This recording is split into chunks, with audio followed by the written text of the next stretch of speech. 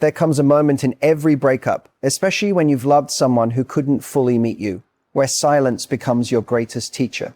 Because when you step back, when you finally stop chasing, stop explaining, stop trying to be understood by someone who wasn't ready to understand you, something powerful happens, not just for you, but for them. You see, an avoidant doesn't process love the way you do. Where you feel deeply in the moment, they often suppress, detach, and convince themselves they're fine. In the beginning, your absence feels like relief to them. Space, freedom, control. And that's the part that can break your heart if you misunderstand it. Because you think they don't care. But the truth is, they haven't felt it yet. Avoidants don't escape emotions. They delay them. Days turn into weeks. Weeks into months. And somewhere in that quiet space where your voice used to be, reality starts to echo. They begin to notice the silence. Not just the absence of your messages, but the absence of your presence, your warmth, your consistency, the way you showed up even when it wasn't easy. And here's where everything shifts, because now they're no longer distracted by you. They're left alone with themselves. And that's when the questions begin. Why hasn't she reached out? Why does it feel so empty? Was that connection actually rare? You see, when you were there, they could minimize your value. They could tell themselves, I can always come back. This will always be here. But when you're gone, truly gone, not chasing, not waiting, not orbiting around their life, you become real to them in a way you never were before. And here's the irony. The moment they begin to feel your absence is often the moment you begin to rediscover yourself. Because no contact was never about making them miss you. It was about making you remember you. It was about reclaiming your energy from someone who couldn't hold it with care. And when you start doing that, when your life begins to fill up again, when your confidence returns, when your peace becomes louder than your pain, that's when the balance shifts completely. Because now, even if they come back, even if they finally say the words you waited so long to hear, you're no longer the same person who needed them to say it. You've grown. You've seen what it feels like to choose yourself. And suddenly their regret doesn't define your worth. It reveals it. So understand this. Their realization is not your reward. Your growth is. And the most powerful thing you can do is not wait for the day they regret losing you. It's to reach a place where even if they do, you've already moved on from needing them to. Silence is uncomfortable at first, especially when you've been used to filling every gap with explanations, reassurance, or effort. When the connection ends, there's an instinct to reach out, to fix, to make them understand what they've lost. But the moment you choose silence, real intentional silence, you step into a different kind of power, not the loud, reactive kind, but the quiet kind that shifts everything beneath the surface.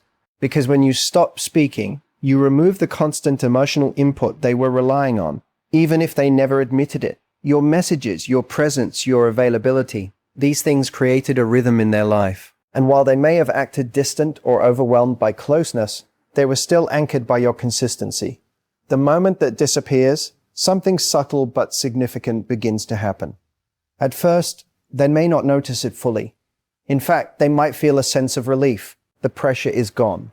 The expectation to respond, to show up emotionally, to meet you halfway, it all fades. And in that space, they convince themselves that this is what they wanted, that things are better this way, that they're finally free. But silence has a way of revealing truth over time, because what once felt like freedom slowly turns into something else. The absence of your energy creates a void that distractions can't fully cover. The casual conversations, the emotional safety, the way you showed up without needing to be asked. Those things don't have easy replacements. And without you there to remind them of your value, they're left with something they're not used to facing, their own thoughts. This is where clarity begins. Without your voice in the picture, they can no longer rely on you to carry the emotional weight of the connection. There's no one initiating, no one smoothing things over, no one keeping the bond alive. And in that silence, they start to feel the imbalance that always existed, but was hidden by your effort. They begin to replay moments, not because you forced them to, but because there's nothing left to distract them from it. The conversations they brushed off, the times you showed patience when they pulled away, the consistency you gave, even when it wasn't returned in equal measure. All of it starts to resurface, but this time without defensiveness, because silence removes the need to protect themselves from you. When you were present, they could justify their behavior. They could say you were too much, too emotional, too demanding. But now, with distance in place, those narratives lose strength. There's no immediate trigger, no emotional intensity pushing them to shut down. Just space, and the truth that slowly fills it. And here's the deeper shift. Your silence forces them to experience what life actually feels like without you. Not the imagined version they created in their head, but the real one. The one where your absence is no longer theoretical. It's lived, it's felt in quiet moments, in routines that feel different, in the lack of someone who genuinely cared in a way that's hard to find. That's when your value becomes clear.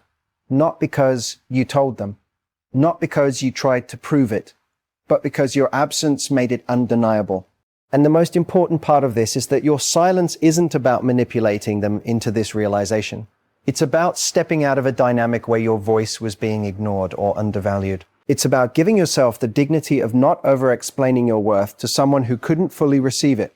Because when you stop trying to be heard by someone who wasn't listening, you create the space for something far more powerful than validation. You create clarity. For them, yes, but more importantly, for yourself. One of the most confusing parts of dealing with someone emotionally avoidant is how unaffected they seem right after the breakup. While you're sitting there feeling the weight of the loss, they appear calm, detached, even relieved. It can feel almost insulting, like what you shared didn't matter, like the connection meant more to you than it ever did to them. But what you're witnessing in that moment isn't the absence of feeling. It's the delay of it. Avoidants are wired to protect themselves from emotional overwhelm. When things get intense, when love starts to require vulnerability, consistency, and deeper presence, their instinct isn't to lean in. It's to create distance. And when the relationship ends, that same mechanism kicks in, not as a conscious decision, but as a learned form of self-protection. So instead of processing the breakup the way you do, through grief, reflection, and emotional release, they suppress it. They distract themselves. They cuss on work, friends, routines, anything that allows them to stay disconnected from what they're actually feeling underneath. And for a while it works. They tell themselves they're fine, that it wasn't right anyway, that they needed space, that they are better off without the pressure of the relationship. And because they've created enough distance from their emotional intensity, they genuinely believe it. But emotions don't disappear just because they are avoided. They wait. Days pass, then weeks. And somewhere along the line, the distractions don't hit the same way. The busyness fades. The noise quiets down, and that's when something starts to shift.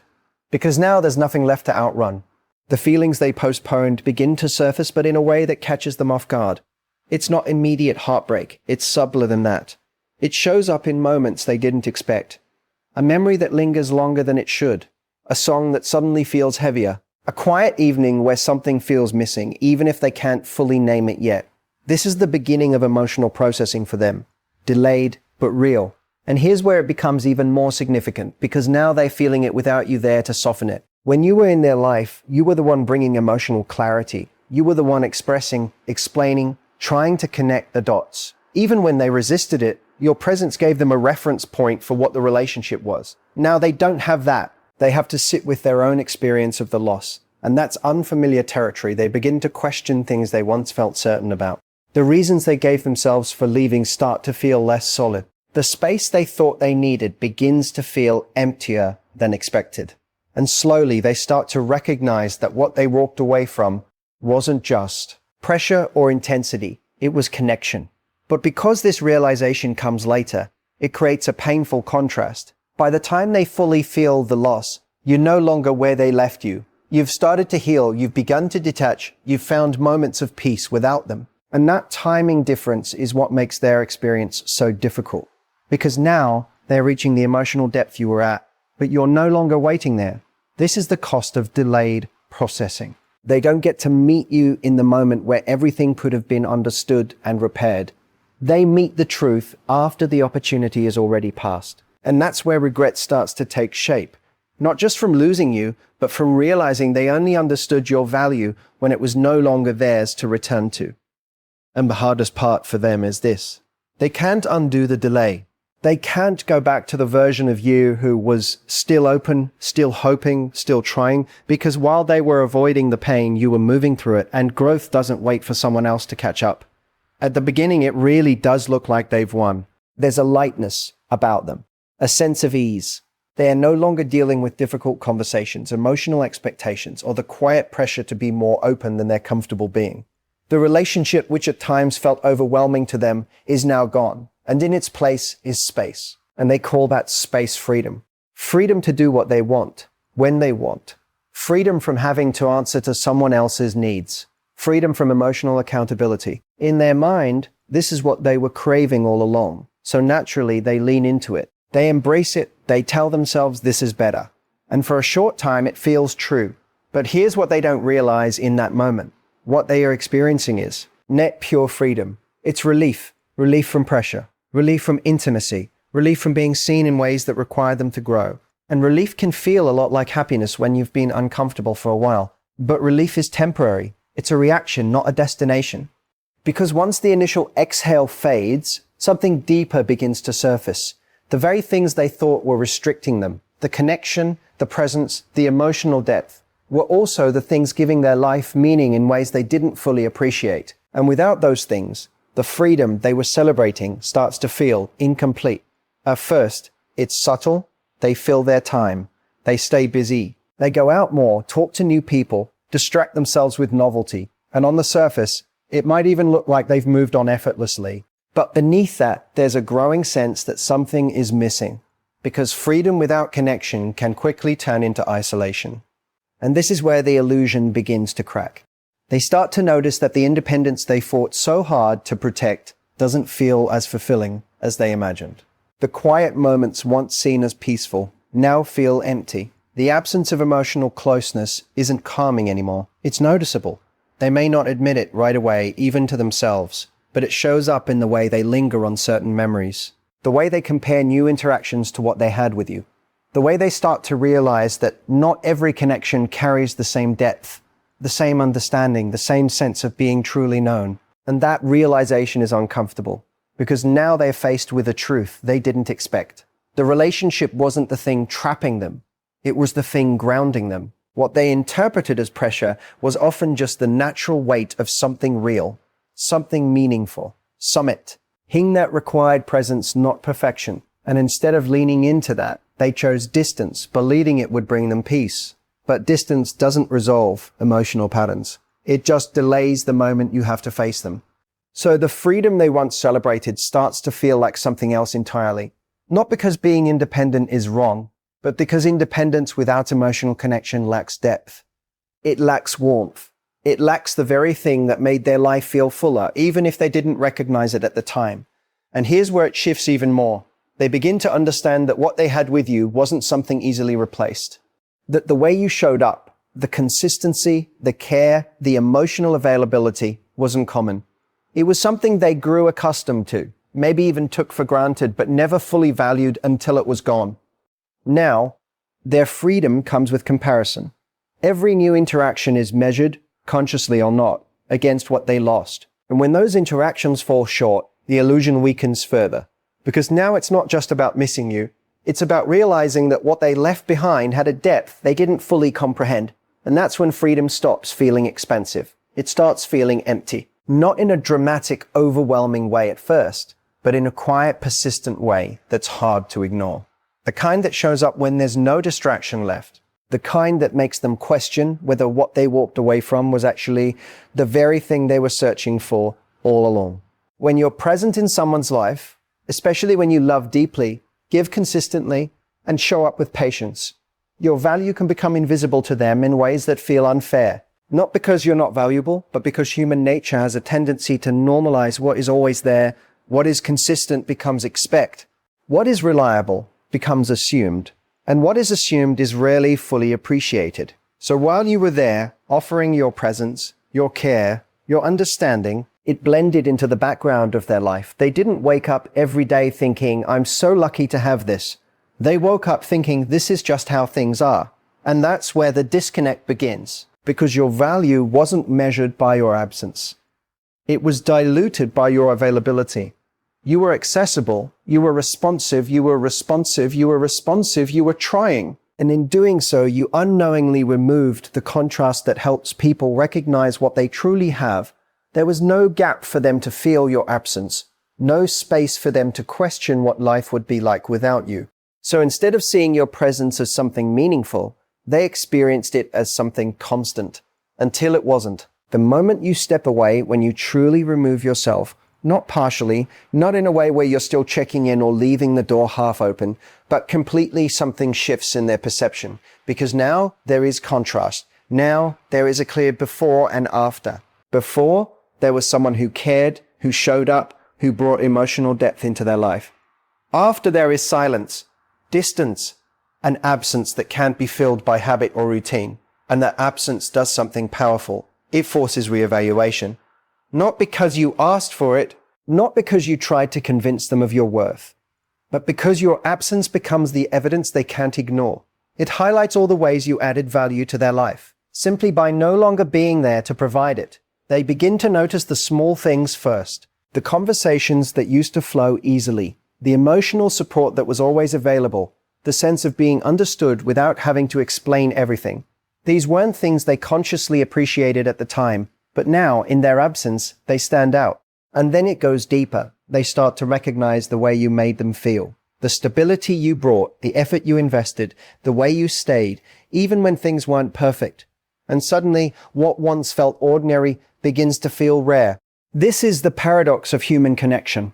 People often don't see the full value of what they have while they have it. Not because it lacks value, but because its presence becomes familiar. It's only when that familiarity is disrupted that awareness kicks in, and your absence disrupts everything. It removes the comfort of knowing you're there. It removes the certainty they relied on, even if they didn't admit it. And in doing so, it creates a space where they're forced to confront what your presence actually meant. Not in theory, but in reality. Because now they're living without it. And here's the part that matters most. Your absence doesn't just show them what they lost, it changes how they interpret what you were. Things they once minimized start to feel significant. Moments they overlooked start to carry weight. The effort you gave, which may have been taken lightly, now feels like something they can't easily find again. Your value didn't increase. Their awareness of it did. And that awareness often comes with a sense of realization that's hard to ignore. Not just that you mattered, but that you mattered in ways they didn't fully understand when they had the chance to. But this shift only happens when your absence is real. Not when you're still present in small ways. Not when you're still reaching out, still available, still trying to remind them of what you offered. Because the moment you continue to show up, even partially, you soften the contrast. You reduce the impact of your absence. You give them just enough to stay comfortable, but not enough to truly feel the loss. That's why distance is so powerful. It doesn't argue. It doesn't explain. It simply reveals when you were there, something important was always happening beneath the surface, whether they admitted it or not. Every conversation, every moment of closeness, every attempt you made to connect emotionally, it required them to respond in some way. And for someone who leans avoidant, that can feel like pressure, not because you were doing something wrong, but because emotional intimacy asks them to face parts of themselves they're not comfortable sitting with. So instead of fully engaging with the meaning of those moments, they develop subtle defenses. They downplay, they distract, they change the subject, or they tell themselves a story that keeps things from feeling too deep. In real time, they don't fully absorb the connection. They filter it, they reinterpret your effort as too much. Your consistency as expected, your emotional depth as something they don't need to meet. And these mental filters protect them from vulnerability, but they also distort reality. So while you are experiencing something real, something meaningful, they're experiencing a version of it that feels safer, lighter, and less demanding. That's why, when the relationship ends, their initial reaction doesn't reflect the true depth of what was there, because they never fully allowed themselves to feel it in the first place. But once you're gone, those defenses start to lose their purpose. There's no longer a conversation they need to navigate, no emotional moment they have to respond to, no immediate vulnerability they need to avoid.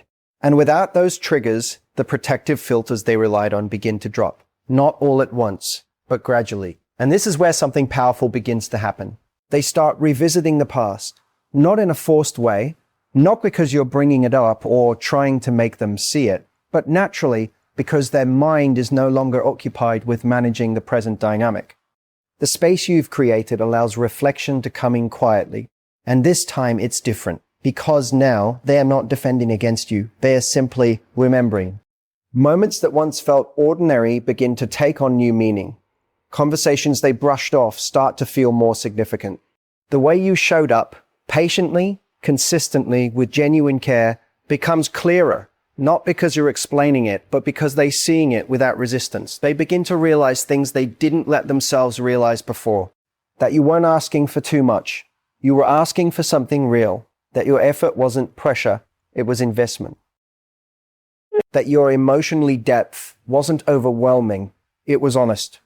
And without the need to protect themselves in the moment, they can finally sit with these truths. This is what makes distance so transformative. It removes the emotional immediacy that triggered their avoidance. And in doing so, it gives them access to a clearer, more honest perspective, one where they're not reacting, they're reflecting.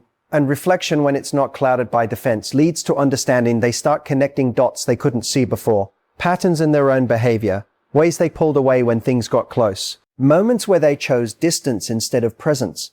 And alongside that awareness comes something else. Recognition of what you were actually offering them. Not just companionship, but connection. Not just attention, but care. Not just presence, but emotional safety. And that realization doesn't come with the same resistance it once did, because now there's no risk in acknowledging it. You're not there to respond. You're not there to ask for more. You're not there to bring up the past. So for the first time, they can look at everything without feeling like they have to protect themselves from it. And that's when the truth lands. Not as something you told them, but as something they finally see on their own. At a certain point in this journey, something deeper than nostalgia begins to surface. It's no longer just about missing you or replaying memories. It becomes a moment of confrontation with themselves, with their patterns, and with the reality of how they show up in relationships. Because once the silence has done its work, once the distractions have faded and the emotional truth has started to settle in, they arrive at a place where they can no longer blame the situation, the timing, or even you. They're left with a choice, and it's not an easy one.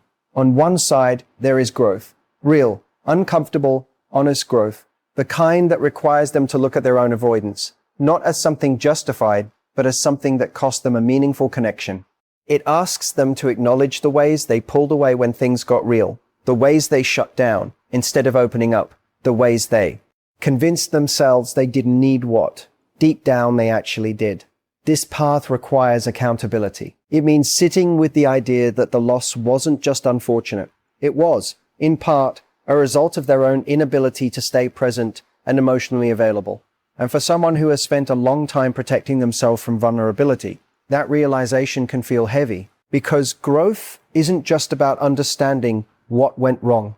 It's about changing, and change demands something they've spent years avoiding: emotional exposure, consistency, and the willingness to stay even when it feels uncomfortable. But the other side of this crossroads is just as real. It's the path of staying the same. On this side, they don't fully confront their patterns. They feel the loss. Yes, they may even regret it, but instead of turning inward and doing the work, they rationalize. They tell themselves it just wasn't the right match, that the connection was too intense, that something else will come along that feels easier. And in doing so, they protect their current identity at the cost of future connection. Because without growth, patterns repeat. They may move on to someone new. They may recreate the same dynamic, initial interest, growing closeness, and then distance when things start to feel real. And each time, the cycle reinforces itself, making it harder for them to recognize that the common thread isn't the people they choose. It's the way they respond to intimacy. This is what makes the crossroads so significant, because it's not just about losing you. It's about what that loss teaches them. For some, it becomes a turning point, a moment where they finally see the cost of their avoidance clearly enough to want something different. Not just in theory, but in practice. They begin to question their habits, to challenge their instincts to withdraw, to slow, build the capacity to stay present in ways they couldn't before. But for others, the discomfort of that realization is too much. So they retreat back into what feels familiar. They carry the regret, but they don't transform because of it. And that's the quiet tragedy of it all. Because regret, on its own, doesn't change anything. It's awareness without action. And while they may look back and recognize your value, while they may understand on some level what they lost, that understanding doesn't automatically translate into growth.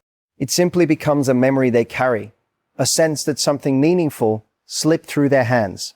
And here's what makes this even more profound. You don't get to choose which path they take. You don't get to guide them through this realization to help them grow or to make them see what they need to see. That part of their journey is entirely theirs. Your role was never to fix their patterns. It was to show up as someone who was capable of real connection. And whether they rise to meet that or retreat from it is the moment that defines them, not you. There is a subtle but powerful shift that happens when you truly begin to move on. Not just in your actions, but in your energy. At first, no contact might feel like a strategy, something you're doing with a quiet hope in the background that it will make them come back, make them realize, make them feel what you felt. And that's human. But over time, if you stay committed to your own healing, something changes.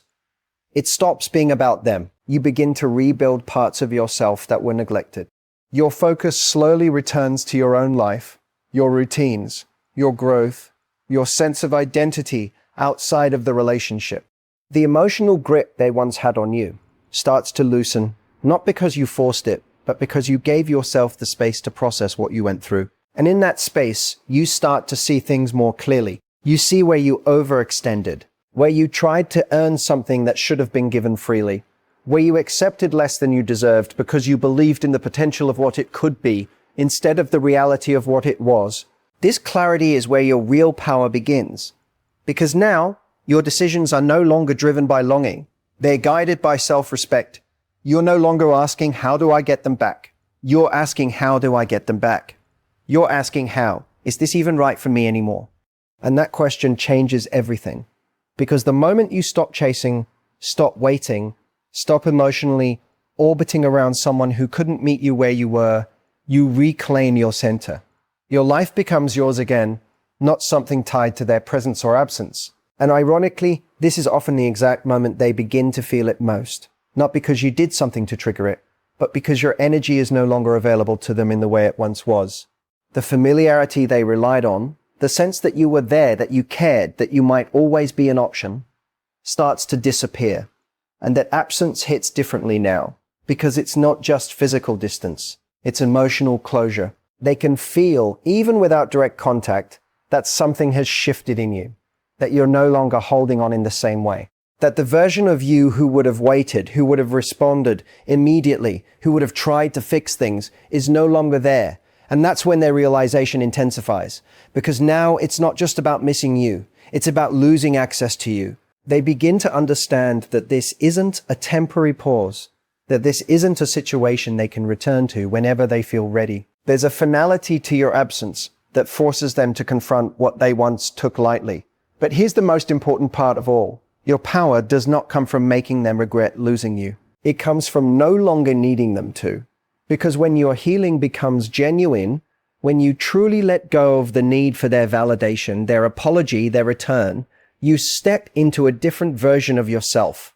One that isn't defined by who stayed or who left, but by the standards you now hold for your own life.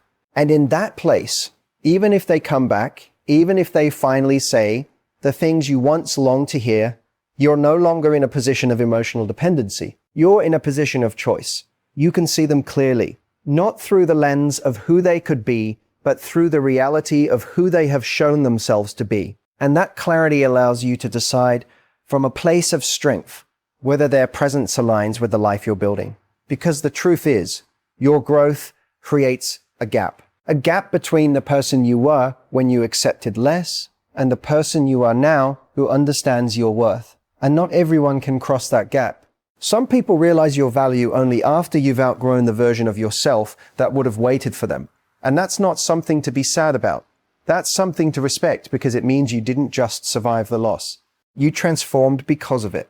Thank you for being part of this journey and for every lesson we shared. Goodbye, I'm choosing peace, growth, and a future that truly aligns with me.